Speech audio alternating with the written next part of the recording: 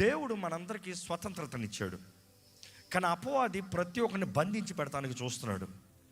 దేవుని వాక్యం చూసినప్పుడు దేవుడు అంటాడు, మత్తయి సువార్తలో యేసుప్రభు అంటాడు, తండ్రి ద్వారా విత్తబడనిది, తండ్రిది కానిది ఏదైనా సరే పీకి వేయబడాలి. ఒకసారి మాథ్యూ 15:13 చదువుదామా? మత్తయి సువార్త 15:13 ఒకసారి చదువుదామండి.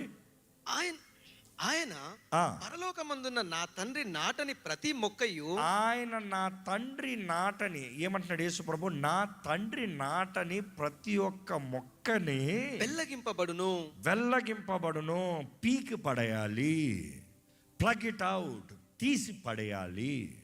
ఈరోజు దేవుడు నీ జీవితంలో నాటనిది ఏది నీ జీవితంలో ఉండటానికి వీలు లేదు. ఎంతమంది నిర్ణయిస్తున్నారు?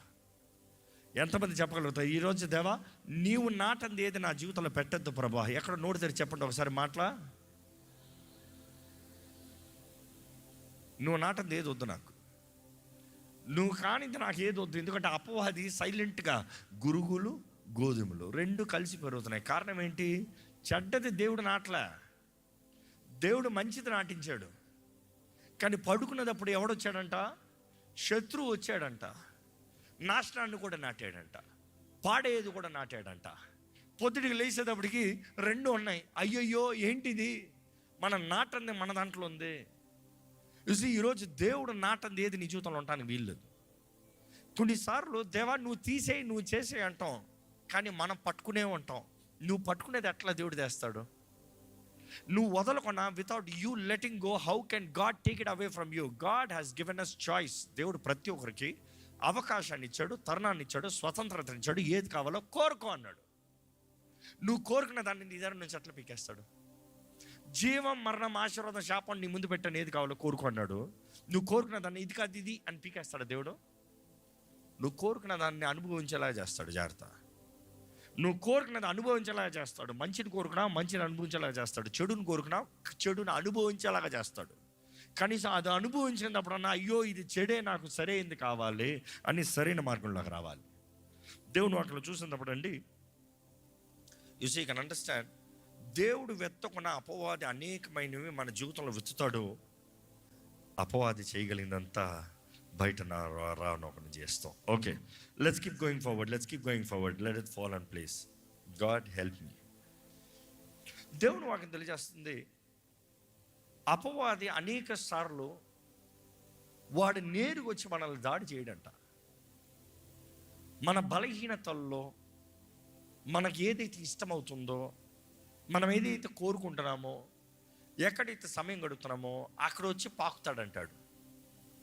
వాడు నేరుగా వచ్చి నిన్ను బంధిస్తానికి వాడికి అవకాశం ఉండకపోవచ్చు, కానీ వాడిని ఉండే స్థలంలో నేను డైవర్ట్ చేస్తానికి ఒక చిన్న హాయ్తో స్టార్ట్ చేయొచ్చు. హాయ్, హలో, కావాలా? చిన్నగా స్టార్ట్ చేస్తాడు. వాడు వచ్చింది నిన్ను బంధించడు, కానీ వచ్చి స్నేహితుడులాగా వచ్చి ఎలా మారుతాడు? నిన్ను బంధించి నిన్ను ఏలేవాడిగా మారుతాడు. దేవుని వాక్యం చూసినప్పుడు అండి, దేవుని వాక్యం తెలియజేస్తుంది, మన హృదయాన్ని అంటే మన మనసుని జాగ్రత్తగా కాపాడుకోవాలంట. సామెతలు 4:23 ఒకసారి చూస్తే, Proverbs 4:23 ఒకసారి చదివితే, it is very clear to say, guard your heart with all diligence, for out of it spring the issues of life. చదవండి. నీ హృదయములో నుండి జీవధారలు బయలుదేరును గనుక అన్నిటికంటే ముఖ్యముగా నీ హృదయమును భద్రముగా కాపాడుకో. నీ హృదయంలో నుండి జీవదారులు బయలుదేరును గనక అన్నిటికంటే ముఖ్యంగా నీ హృదయాన్ని జాగ్రత్తగా కాపాడుకో. You see, what is a soul tie? ఏంటి అది? మనసుకి కలిగి ఉన్న ఒక సంబంధం ఏంటి? ఎందుకంటే మన జీవితంలో జాగ్రత్తగా, ఇప్పుడు listen to this basic teaching. ఇక్కడ నుంచి బేసిక్ స్టార్ట్ అవుతుంది. మనలో వీఆర్ ట్రైబింగ్. మనలో ఆత్మ, శరీరము, మనస్సు. నీలో ఆత్మ ఉంది. ఆత్మ దేవుని దగ్గర నుండి అనుగ్రహించబడింది, దేవుని దగ్గరికి వెళ్ళేది.